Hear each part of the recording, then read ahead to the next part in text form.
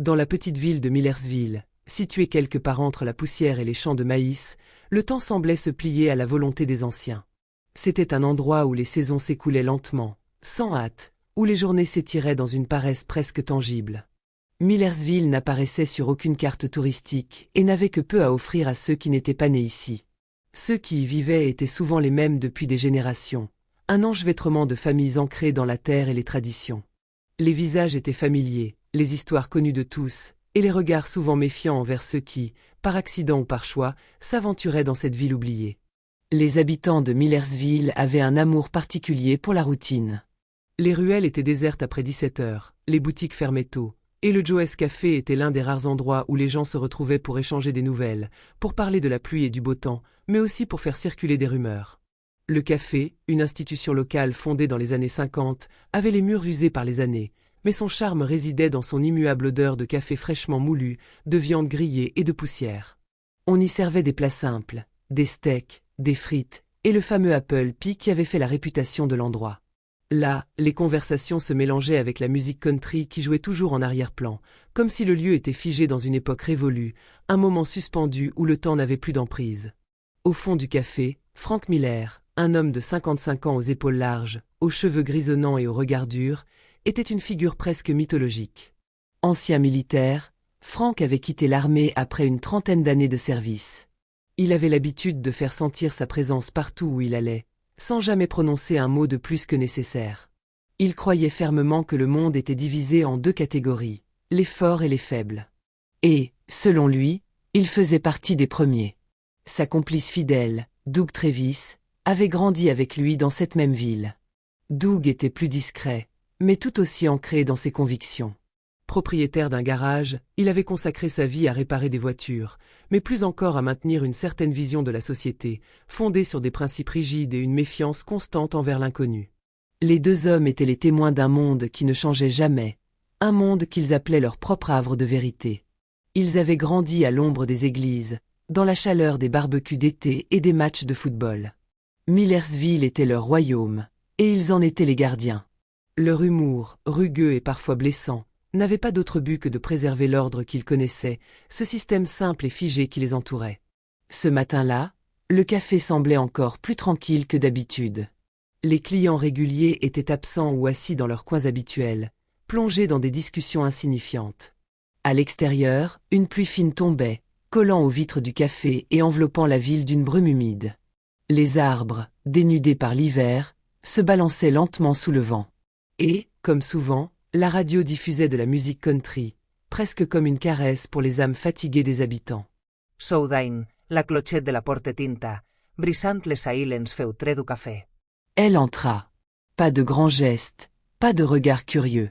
Juste une entrée calme, presque silencieuse, mais qui semblait irradier une énergie nouvelle, différente. Une femme noire. Grande, élégante, elle marchait avec une certaine assurance, comme si chaque pas était mesuré. Son pantalon noir ajusté épousait parfaitement la courbe de ses jambes, et sa chemise blanche semblait immaculée, parfaitement repassée. Un manteau beige tombait sur ses épaules avec une simplicité parfaite, mais il était évident qu'elle n'était pas là par hasard. Les regards des habitués du café se braquèrent instantanément sur elle. La plupart des yeux, même si discrets, l'étudiaient, cherchant à percer la raison de sa présence ici. Millersville n'était pas l'endroit où l'on croisait souvent des étrangers, et encore moins des gens comme elle. Son apparence était trop parfaite, trop raffinée, presque trop lointaine pour un endroit où le temps semblait s'être arrêté il y a des décennies. Les gens de la ville, s'ils n'étaient pas ouverts d'esprit, avaient tendance à se méfier de l'inconnu. Elle s'assit dans un coin tranquille, loin des regards insistants, sortit un petit carnet en cuir noir et un stylo. Elle observa le menu brièvement, comme si elle était déjà familière avec ce genre d'endroit, puis commanda un café noir, sans sucre. Frank et Doug se regardèrent. Un regard lourd, presque de défi, comme si un instinct leur disait qu'il fallait parler d'elle. Frank fronca les sourcils. C'est qui, elle? T'as déjà vu son visage ici? Murmura-t-il à Doug, un ton plein de curiosité. Jamais. Elle sort d'un magazine ou quoi? Répondit Doug, un sourire moqueur naissant sur ses lèvres. Ils échangèrent un regard complice, celui que partagent ceux qui, dans leur confort, se croient au-dessus des autres, ceux qui n'ont jamais vraiment eu à remettre en question leur vision du monde. Frank, prenant le rôle de leader, se leva. Il ajusta sa chemise, se dirigea d'un pas assuré vers la table de la femme. Frank s'approcha de la table avec l'assurance de ceux qui connaissent leur territoire. La porte du café s'était refermée dans un léger cliquetis, et la pluie qui tombait à l'extérieur semblait donner un air encore plus clos à l'intérieur du lieu. Il s'arrêta à quelques pas de la table où la femme était installée. Elle leva à peine les yeux vers lui. Sa posture restait droite, calme, mais son silence semblait déjà plus lourd que tous les mots qu'il aurait pu prononcer. Le regard de Frank, empreint d'une fierté silencieuse, se posa sur elle, mais il ne vit que la froideur de ses yeux noirs. Il se sentit un instant vulnérable, comme si quelque chose lui échappait, mais son ego le rattrapa vite. Après tout, il était chez lui ici, dans ce café, dans cette ville. Ce n'était pas une étrangère qui allait le faire se sentir mal à l'aise. Il ricana et, avec un air condescendant, s'adressa à elle, sa voix brisée d'une arrogance familière. « Vous vous êtes perdue, madame ? Ici, c'est un endroit pour les gens du coin. Pas pour les touristes. » Elle ne répondit pas immédiatement. Elle leva lentement les yeux vers lui, et dans son regard, Frank perçut quelque chose qu'il n'avait pas anticipé. Ce n'était pas de la soumission. Ce n'était pas non plus de la crainte. C'était juste un regard. Profond. Implacable. Et cet instant, aussi court soit-il, sembla suspendre l'air autour de lui. Il se sentit frémir, une sensation étrange qui le traversa, mais il n'eut pas le temps de l'analyser. Il haussait déjà les épaules et attendait une réponse qui, selon lui, ne viendrait que sous la forme d'une excuse, d'un petit sourire gêné. Elle répondit, enfin, d'une voix calme, mais sans doute plus perçante qu'il ne l'aurait imaginé. « Je suis ici pour mon travail. » Frank se retint de hausser un sourcil. Ce n'était pas la réponse qu'il attendait, et il sentit une pointe de contrariété. Il se redressa, haussant légèrement les épaules, comme pour lui signifier que sa réponse ne l'impressionnait pas. « Ah ouais ? Vous êtes quoi ? Représentante en Bible ? Inspectrice sanitaire ?» Il ricana, un rire amer, presque moqueur. « Ou peut-être venu nous apprendre à vivre. » Le ton qu'il employait était celui de quelqu'un qui croyait détenir la vérité absolue, celui qui n'imaginait même pas qu'il pourrait y avoir une autre perspective sur la vie. Il se délectait de ses propres mots, se nourrissant de l'humiliation qu'il cherchait à infliger. À sa table, Doug, resté dans son coin, éclata de rire, se laissant entraîner par la dérision de son ami. Jenny, la serveuse, baissa le regard, visiblement mal à l'aise face à la scène. Elle ne savait pas si elle devait intervenir ou simplement se faire oublier. Les regards des autres clients, eux aussi, se tournaient furtivement vers le tableau de ce spectacle banal qu'ils avaient déjà vu trop de fois, l'attaque verbale d'un homme à l'autre. Le genre de scène qui, dans leur ville, ne ferait jamais plus de vagues qu'une discussion ordinaire. La femme ne réagit pas tout de suite. Elle ne semblait pas perturbée. Elle posa simplement son stylo et referma lentement son carnet, le glissant dans son sac. Puis, avec une grâce calme mais déterminée, elle se leva.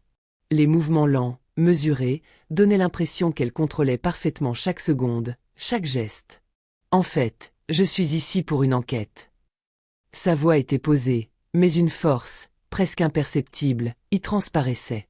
Comme si elle savait qu'il était temps pour elle de parler, de faire comprendre certaines choses. Elle sortit un portefeuille noir de son sac, l'ouvrit sans hâte et tendit un document à Frank, le posant sur la table.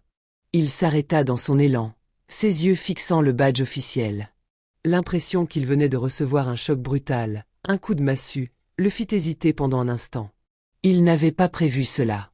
Dans sa tête, il essaya de donner un sens à ce qu'il voyait, mais il était trop tard pour reculer. Special Agent Laila Jordan, Federal Bureau of Investigation. Le monde autour d'eux sembla s'arrêter. Même la musique country, habituellement présente en arrière-plan, se mit à s'éteindre lentement, comme si elle avait compris qu'elle n'avait plus sa place ici. Un silence lourd et pesant envahit la pièce. Les conversations moururent, et tous les regards se tournèrent vers la scène. Même Doug, toujours assis à sa table, ne savait plus quoi dire. Il n'osait même plus bouger. Les visages qui observaient étaient figés dans une expression commune. Surprise, honte et, au fond, une pointe de peur. Personne n'avait vu venir cela. Personne ne s'attendait à ce qu'elle soit autre chose qu'une touriste, une étrangère. Frank, qui se croyait tout-puissant, se retrouva, pour la première fois depuis longtemps, désemparé. Il déglutit difficilement, les mots lui échappant. « Vous êtes du FBI » balbutia-t-il, la voix plus basse que d'habitude, trahissant la confusion qui s'était emparée de lui. Il s'était fait berner. Il était tombé dans le piège de ses propres certitudes. La femme le fixa, un regard perçant qui semblait sonder son âme, avant de répondre d'une voix claire et ferme. « Exact. Je suis ici depuis 2 semaines. Incognito. On enquête sur un trafic d'armes en lien avec un réseau installé dans la région. » Elle marqua une pause, comme si elle évaluait la meilleure manière de continuer. Puis, d'un ton plus grave, elle fixa Frank dans les yeux. « Mais aujourd'hui, j'ai aussi découvert autre chose. » Elle observa les visages autour d'elle, les regards fuyants, les bouches closes. Elle sentit qu'elle avait toute leur attention. L'humiliation ordinaire. Le racisme qui ne se pense pas raciste. L'arrogance d'homme qui ne supporte pas qu'une femme noire marche sans baisser les yeux. Il n'y avait plus de rire dans l'air. Plus de moquerie. La tension était palpable, lourde de la vérité crue qu'elle venait de lancer dans la pièce. Frank n'osa même plus bouger. Elle rangea calmement son badge dans son sac, mais avant de partir, elle se tourna vers Jenny, la serveuse, qui l'observait, un peu perdue. « Merci de ne pas avoir ri. » La douceur de ces mots contrastait avec la dureté de tout ce qui venait de se passer. Puis, sans un mot de plus, Leila Jordan se tourna et sortit du café, la porte se refermant derrière elle dans un bruit sourd. Le silence qui suivit était bien plus lourd que tout ce qu'ils avaient pu entendre jusque-là. Les hommes restèrent là, comme figés dans l'immobilité de leurs propres pensées. La honte s'insinuait dans chaque recoin de la pièce. Millersville, ce village figé dans sa monotonie et ses préjugés, venait de se heurter à une réalité qui ne pouvait plus être ignorée. Les 2 hommes, qui s'étaient crus maîtres du monde, se retrouvaient désormais réduits au silence, confrontés à la réalité de leurs propres actions. L'histoire, telle une étincelle qui prend feu dans l'obscurité, ne resta pas longtemps dans l'ombre. La scène du café, où Frank et Doug avaient humilié Leila Jordan, fut capturée dans son intégralité par une caméra de sécurité, sans que personne ne le sache. L'homme qui, par habitude, faisait sa ronde de vérification sur les équipements n'avait pas prêté attention à ce détail. Ce qu'il ignorait, c'est que la caméra, ce simple outil de surveillance, allait devenir l'arme qui ferait éclater la vérité. La vidéo, d'abord confinée dans l'intimité du café, se retrouva mystérieusement sur Internet. Personne ne sut vraiment comment cela s'était produit. Peut-être un témoin, ou quelqu'un qui avait décidé que ce qui se passait dans ce café ne pouvait plus rester silencieux. Quoi qu'il en soit, la vidéo devint virale en quelques heures, se propageant d'une plateforme à l'autre avec une rapidité fulgurante. Le titre du clip disait tout. 2 hommes humilient une femme noire, elle révèle qu'elle est du FBI. Les commentaires affluèrent, les partages se multiplièrent. La vidéo, que personne n'aurait jamais imaginé voir la lumière du jour, était désormais l'un des sujets les plus discutés du pays. Les réactions étaient diverses, mais toutes semblaient prendre la même direction. La colère, l'indignation et un appel à la responsabilité. Les réseaux sociaux s'enflammèrent, et comme un virus, la controverse infecta chaque coin du pays. Desastaks nakirent, almohadilla justice pour Laila, almohadilla racisme invisible, almohadilla rebel de conscience. Le café Joes, jadis un lieu tranquille, devint l'objet d'un boycott massif. Les clients affluèrent, non pas pour boire leur café en paix, mais pour dénoncer les actes de Frank et Doug. Le site web du café fut inondé de critiques, des messages appelant à l'éthique, au respect de tous, indépendamment de leur couleur de peau. Les journalistes se précipitèrent sur le sujet. Des articles furent publiés, titrés avec la même question. Comment 2 hommes du coin ont humilié une femme noire et se sont retrouvés à la une des journaux. Les interviews étaient demandées à tour de bras. La serveuse, Jenny, qui avait été témoin de toute la scène, fut interviewée dans la presse locale. Elle parla avec émotion de la dignité de Leila, de sa capacité à rester calme face à l'injustice, de son pouvoir silencieux mais percutant.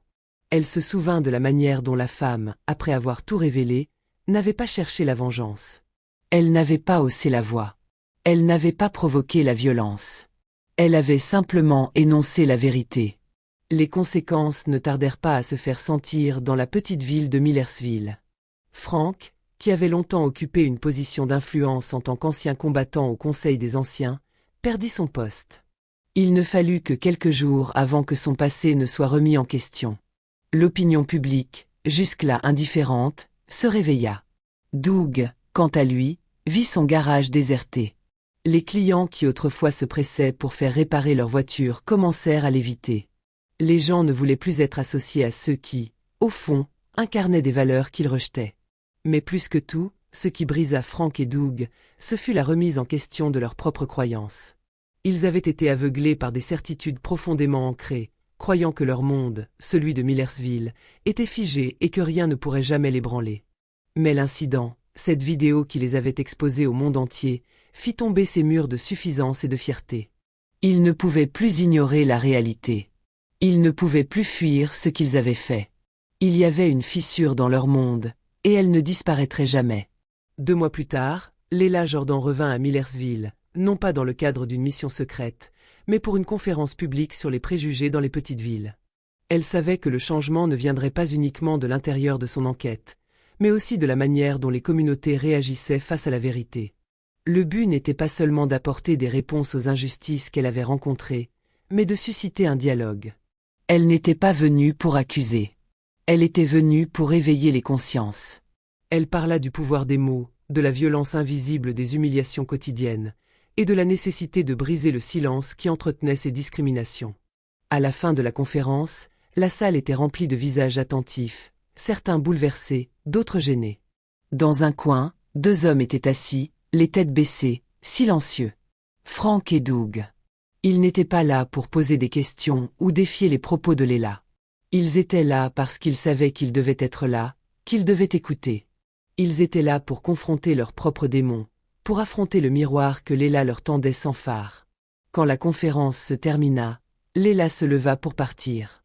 Alors qu'elle passait près des 2 hommes, Frank se leva soudainement. Le regard qu'il croisa avec celui de Leila était lourd de regrets et de remords. « Agent Jordan, je ne peux pas effacer ce qu'on vous a fait. Mais je voulais que vous sachiez que ça m'a réveillé. Vous m'avez réveillé. » Elle s'arrêta un instant, le regardant en silence. Elle pouvait voir l'honnêteté dans ses yeux, mais aussi la honte qu'il portait désormais. Il n'avait pas encore toutes les réponses. Mais il était là, prêt à commencer un processus qu'il n'aurait jamais imaginé entamer. Leila hocha lentement la tête, sa voix calme mais pleine de sagesse. « Le réveil est un bon début. Le reste dépend de ce que vous en ferez. » Elle ne chercha pas à en dire plus. Elle savait que les mots ne suffiraient pas à tout réparer. Seule l'action, à long terme, pourrait transformer ce réveil en un véritable changement. Leila Jordan repartit vers sa prochaine mission, son rôle de porteuse de lumière accompli. Cependant, sa carte resta sur une étagère du café Joes, désormais rénovée, aux couleurs plus claires, plus accueillantes. À côté de cette carte, une petite plaque avait été installée. Elle portait une simple inscription, mais qui faisait toute la différence. Ici, une femme noire a rappelé au monde qu'on ne juge pas la valeur d'un être humain par sa couleur de peau. Le café Joes était devenu plus qu'un lieu de café. Il était devenu un symbole. Un symbole de rédemption, de transformation et de conscience retrouvée.